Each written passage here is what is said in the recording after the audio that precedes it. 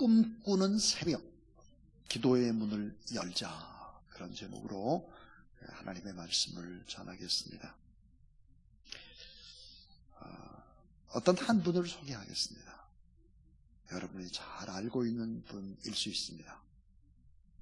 대학신문 편집국장, 뿌리 깊은 나무 기자 5년, 중앙일보 기자생활 15년, 김대중 대통령 연설 담당 비서관, 1급 공무원 5년, 아침편지 문화대전 이사장, 매일 아침마다 360만 명에게 아침 편지를 보내는 사람, 충청북도 충주의 숲속의 명상센터, 깊은 산속 옹달샘 60만 평의 땅에 아름답게 건축을 했습니다. 자, 김대중 대통령께서 직접 연설문을 쓰는 담당자로 선택을 해서 취임부터 퇴임 때까지 5년 동안을 함께 했던 최고의 글쟁이입니다. 세상을 바꾸는 15분이라고는 세바시, 그래서 이 강의에 최고 많이 출연을 한 강연자이기도 하고 영성가입니다. 이분이 자신을 소개할 때 위에 조금 전에 얘기했던 이 목록만 보면 이분 정말 승승장구한 사람처럼 보입니다. 그러나 그렇지 않다는 사실이죠. 자기 자신을 이렇게 소개하고 있습니다. 나는 일찍부터 글쟁이의 길을 가고자 했다. 그 꿈은 금세 이루어지는 듯 했다. 대학 재학 시절에 연세춘추 학생 기자에서 편집국장이 되었다. 그러나 날개는 금세 꺾였다. 유신시대라는 상황 앞에서 수차례의 필화 끝에 마침내 긴급조치 구호로 제적을 당해야만 했고, 감옥과 강제 징집이라는 어려운 시련의 터널을 통과해야만 했다. 강제 징집으로 군에 입대하여 만 3년 만에 제대를 하고 아무데도 갈 곳이 없었다. 어떤 곳에서도 나를 받아주지 않았기 때문이다. 임시직도 안 되었다. 일용직 노무자마저 퇴짜를 당했다. 할 수 있는 것이라고는 장사밖에 없었다. 그래서 문방구를 열려고 했다. 그러나 그마저도 사기를 당하는 바람에 수중에 있는 전 재산을 날렸다. 하늘이 노래졌다. 털썩 주저앉았다. 아무것도 보이지 않았다. 다시 정신을 차려서 이번에는 웨딩드레스 장사를 하게 되었다. 장사는 잘 되었으나 그 사이에 아내는 2번이나 유산을 겪어야 했다. 임신 8개월에 조금만 더 있으면 세상과 만날 수 있는 아이였는데 그만 양수가 터져서 싸늘한 죽음이 되고 말았다. 고통과 시련에 그들이 늘 내 주변을 맴돌았다. 그러나 지금은 없어진 한 무명의 잡지사에서 기자직을 제안해왔을 때 나는 뛸 듯이 기뻤다. 가슴속 저 밑바닥에 접어두었던 글쟁이의 꿈이 꿈틀거리며 설레기 시작을 했다. 하지만 다시 전화를 하겠다던 잡지사의 전화는 2번 다시 걸려오질 않았다. 그 잡지사에서 걸려오는 전화 벨 소리에 환청은 6개월 동안이라 나를 괴롭혔다. 그러다가 어렵사리 뿌리 깊은 나무 기자가 되었다. 얼마나 신바람이 났든지 첫 월급 10만 원을 받았을 때 이렇게 재미있는 일을 하는데 돈까지 주네 하는 기분이었다. 그러나 그 기분도 오래가지를 못했다. 참으로 열정을 가지고 일했던 뿌리 깊은 나무 잡지가 신군부의 지시로 강제 폐간되어 다시 나는 백수가 되어야 했다. 거대한 장애물이 또다시 나타난 것이다. 마치 나는 낭떠러지에서 대롱대롱 걸려있는 듯 했다. 모든 길을 보면 내 앞에서는 끊겨 있었기 때문이다. 내 인생을 가로막는 수 없는 장애물들 앞에 나는 무력하기만 했다. 그러나 말이다. 그로부터 한참 세월이 흐른 후 내 인생을 되돌아봤을 때 나는 놀랐다. 깜짝 놀랐다. 내 인생의 길을 가로막는 끔찍한 장애물이라고 생각했던 것들이 실은 나로 하여금 내가 꿈꾸는 길로 제대로 걸어갈 수 있도록 도와준 징검다리였다는 것이다. 만약 문방구를 하려고 했을 때 사기를 당하지 않았다면 지금 나는 어찌 되었을까? 아마도 지금까지 나는 어느 고등학교 앞에서 문방구를 열심히 운영하고 있지 않을까?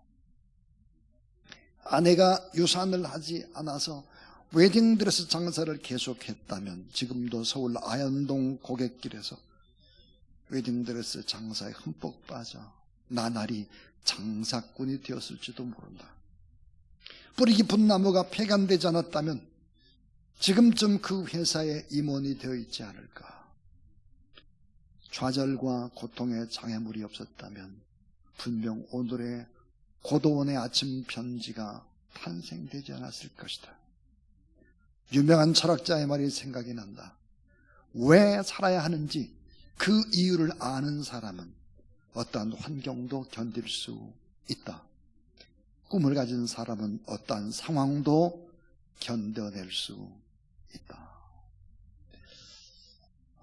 이분은 이름이 고도원입니다. 참 전라북도 조그마한 시골에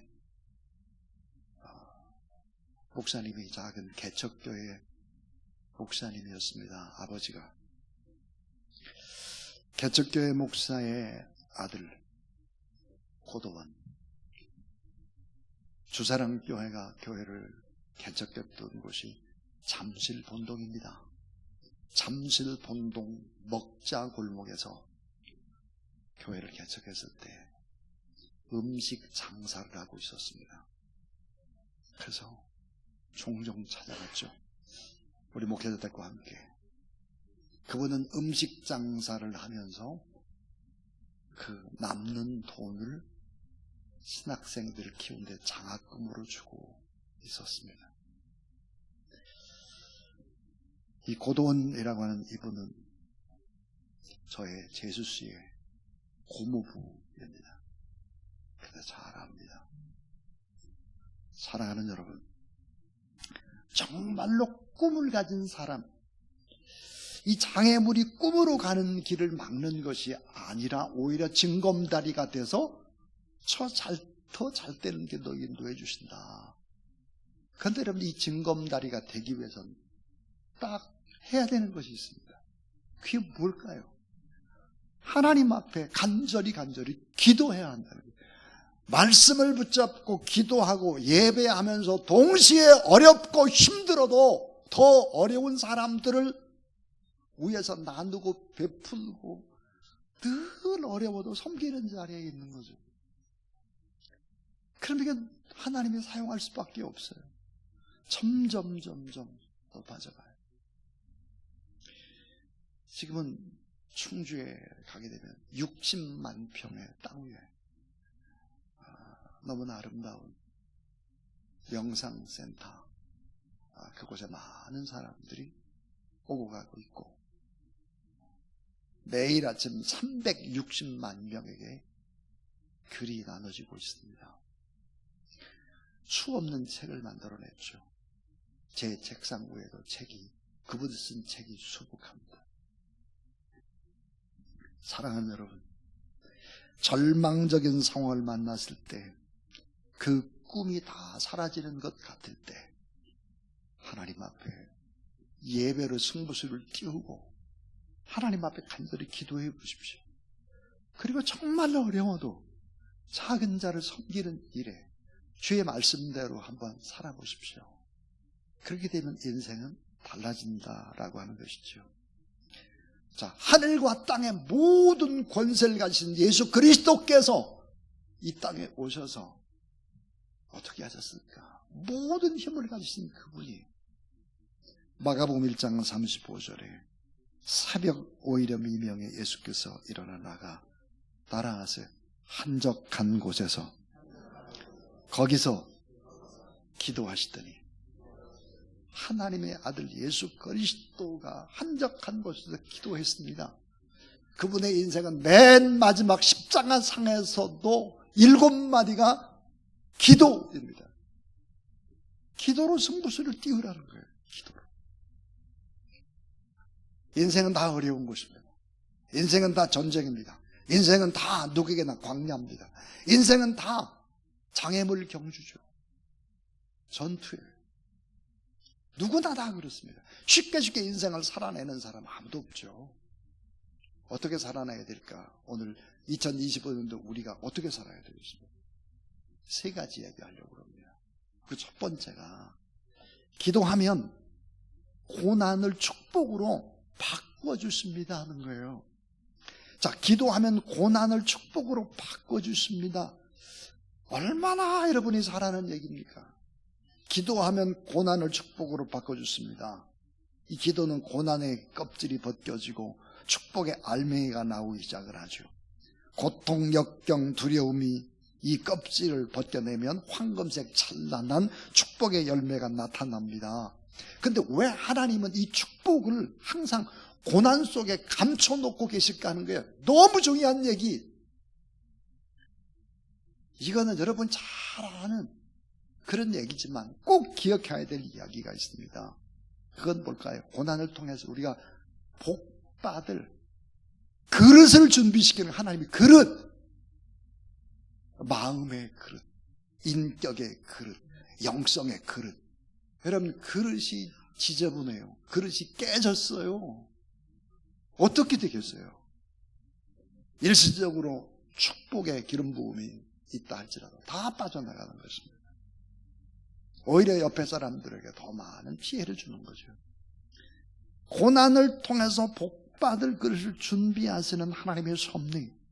고난이라는 역경은 짧은 시간 안에 그 사람을 어떻게 될까요?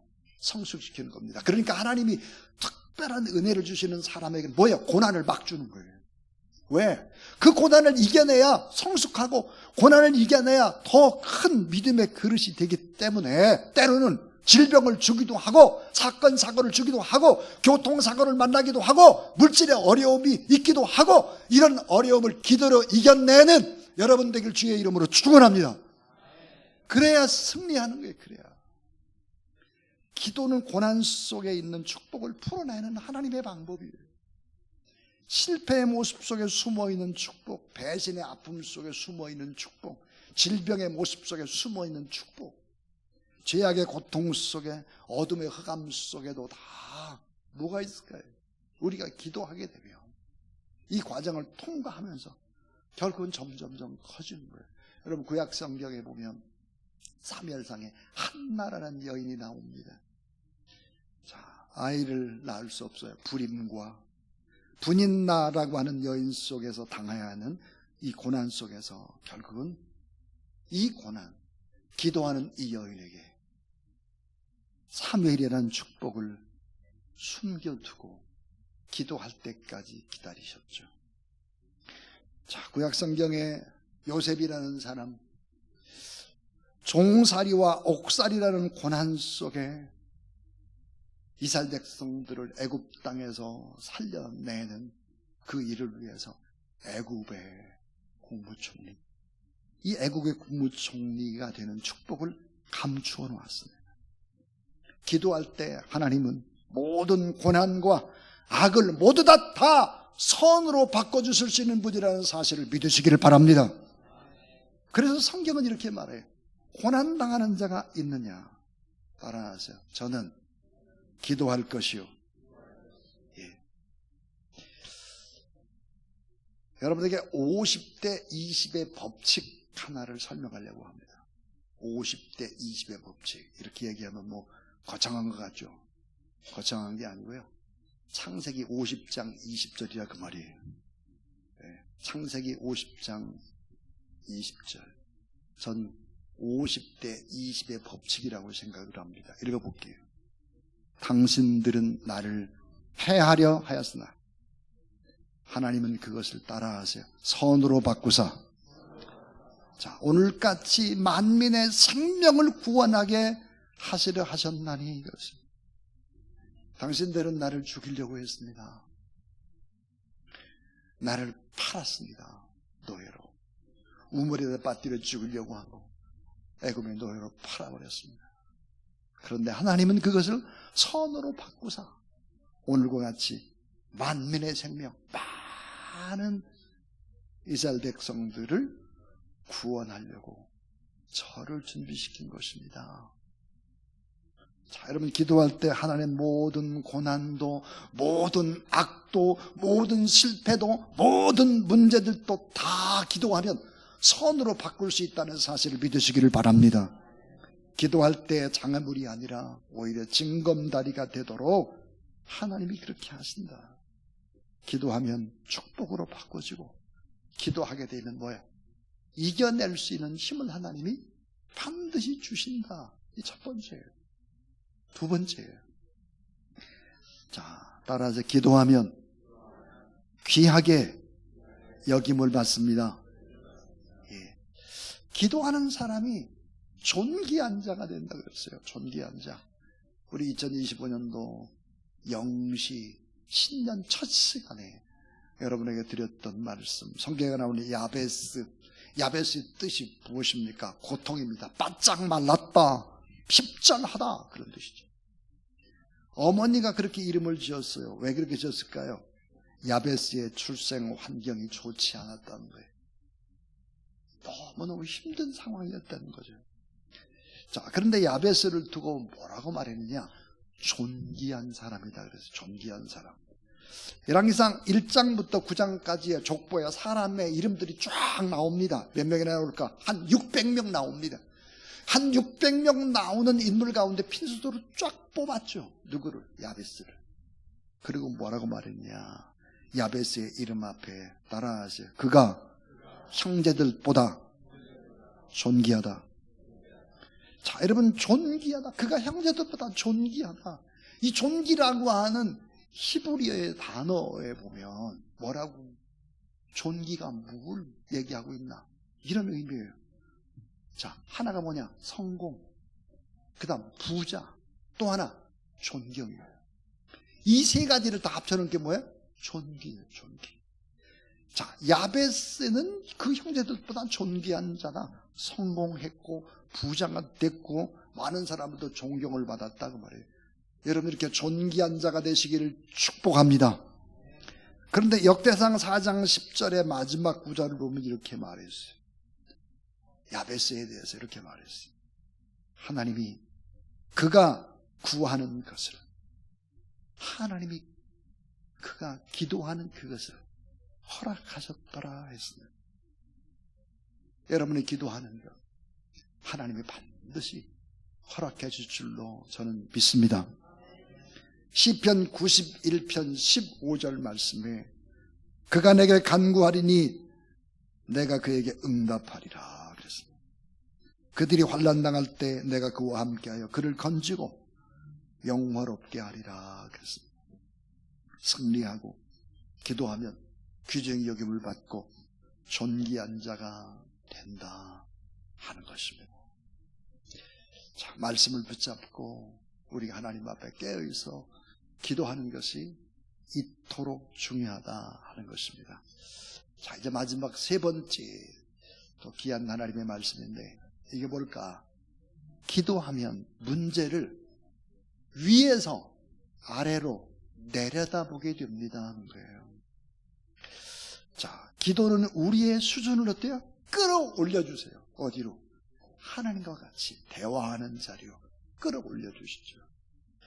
가끔 여러분 높은 산에 올라가거나 높은 빌딩의 꼭대기에서 밑에를 내려다보죠. 사람도 작은 개미처럼 보이고 지나가는 차들도 그저 작은 성냥갑처럼 보이죠.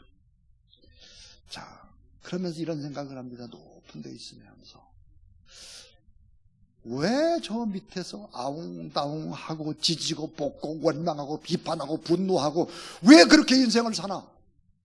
이런 생각을 할 때가 있죠. 삶의 대부분의 문제는 뭘까요? 왜 다투고 싸우죠? 눈높이가 비슷한 거예요. 눈높이가 비슷하니까 싸우는 거예요. 아이를 키우는 엄마하고 아이하고 막 다퉈요.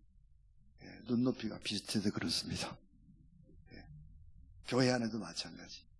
눈높이가 비슷하면 싸움이 되죠. 한 사람이 높으면 뭐야? 싸움이 안 돼요. 싸움.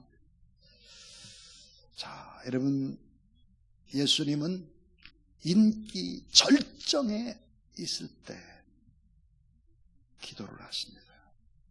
사람을 의존하고 사람의 칭찬을 기대하고 사람의 인기와 사람의 존경을 받는 것이 물거품 같은 것이라는 사실을 너무 잘 알았습니다. 여러분, 사람한테 칭찬받고 인정받고 존귀하다고 막 얘기하고 칭찬받고 이런 거 와와거리는 것은요, 시간이 길지 않아요. 짧습니다. 그러니까 어떻게 해요? 예수님은 잘 뗄 때 오히려 기도를 하셨다는 거죠. 잘 뗄 때. 자, 인기가 절정에 다다랐을 때, 그러니까 예수님을 왕으로, 이스라엘 왕으로 모십시다. 그리고 뭐 수만 명이 따라올 때 예수님은 알고 있었습니다. 사람의 인정과 사람의 사랑을 받고 사람으로부터 존경을 받는 것이 얼마나 빨리 사라지는지를 알았죠. 사랑하는 여러분, 예수님께서 겟세마네 동산에서 마지막 우리를 위해서 구원의 땀방울이 핏방울이 되도록 그렇게 하실 때, 기도하고 있을 때 뭐라고 말하느냐? 누가복음 22장 43절이에요. 따라하세요. 천사가 하늘로부터 예수께 나타나, 그 다음에 이렇게 돼 있어요. 힘을 더하더라. 우리가 하나님 앞에 기도해 보십시오. 그러면 어때요?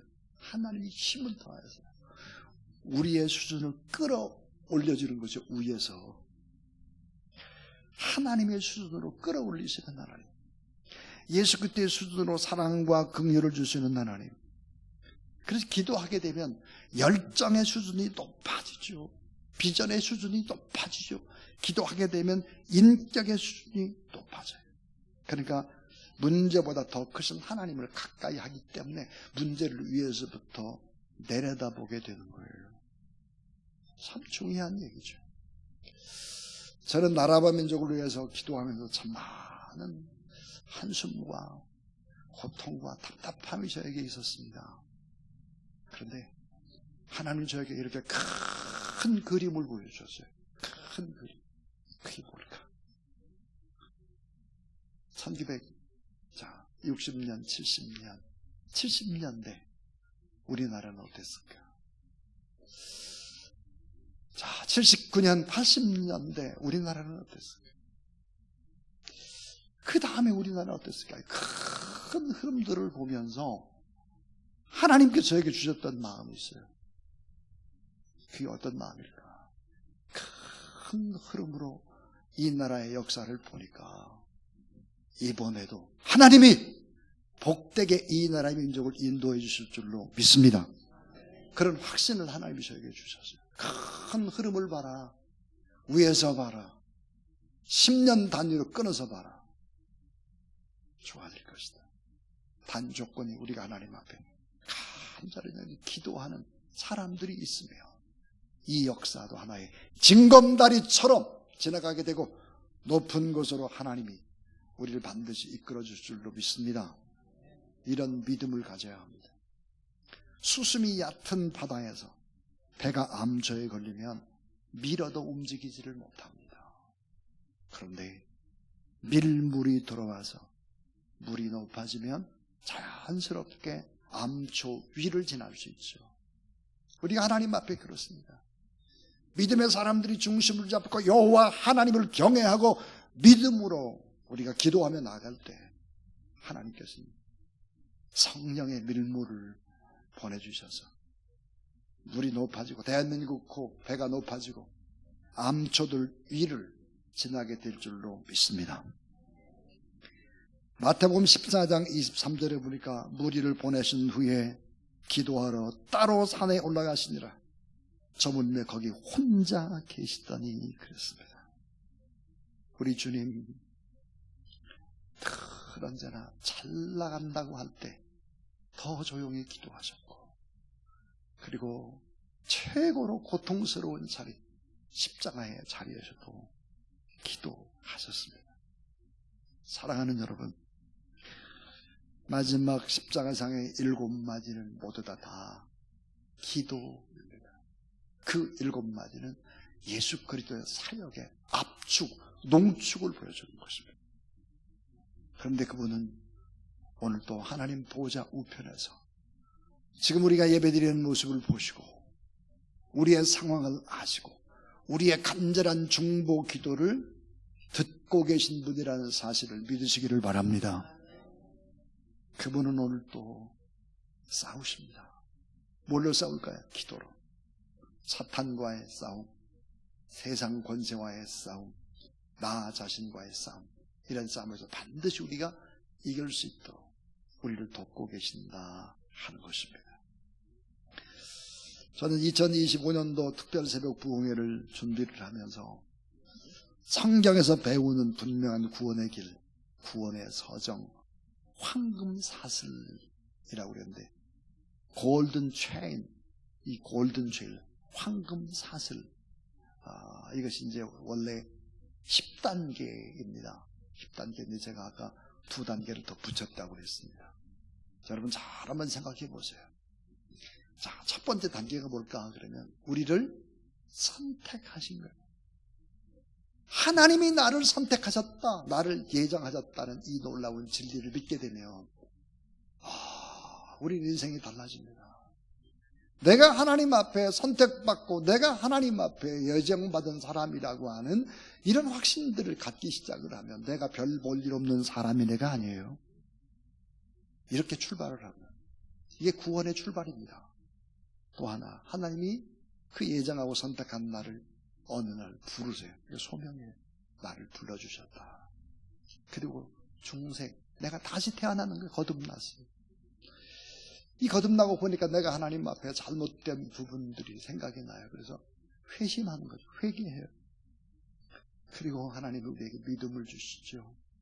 믿음을 갖고 보니까 하나님의 의가 내 안에 전가가 되고, 난 나쁜 사람인데 하나님의 의가 내 안에 들어와요. 이게 뭐예요? 칭의예요. 자, 하나님의 의가 내 안에 들어오게 되니까 우리가 어떻게 될까요? 하나님의 아들과 딸로 양자가 됩니다. 아들이 되고 딸이 돼요. 양자. 이 양자가 되기 때문에 이제 성화, 우리를 점점 거룩하게 만들어요. 성화. 예수를 믿어도 고난이 오는 이유, 우리를 점점 거룩하게 만들기 위해 성화죠. 성화. 또 하나가 뭘까요? 견인이에요. 견인. 우리가 자꾸 다른 길로 가려고 해요. 여러분, 불법 주차한 게 견인시키잖아요. 우리도 마찬가지. 하나님이 계속 우리를 제자리로 돌아오게 하죠. 견인이에요. 그러다 나중에 우리가 죽게 되면 어디를 가나? 영화의 자리로 들어가는 거예요. 이 단계, 10단계를 우리가 잘 단계를 잘 알고 내가 누구인지, 하나님이 누구인지를 알게 되면 구원이라고 하는 것이 얼마나 엄청난 얘기고, 이게 내가 얼마나 축복받은 사람이냐, 이런 것을 알게 되고 행복한 인생을 살게 된다 하는 내용입니다. 사랑하는 여러분,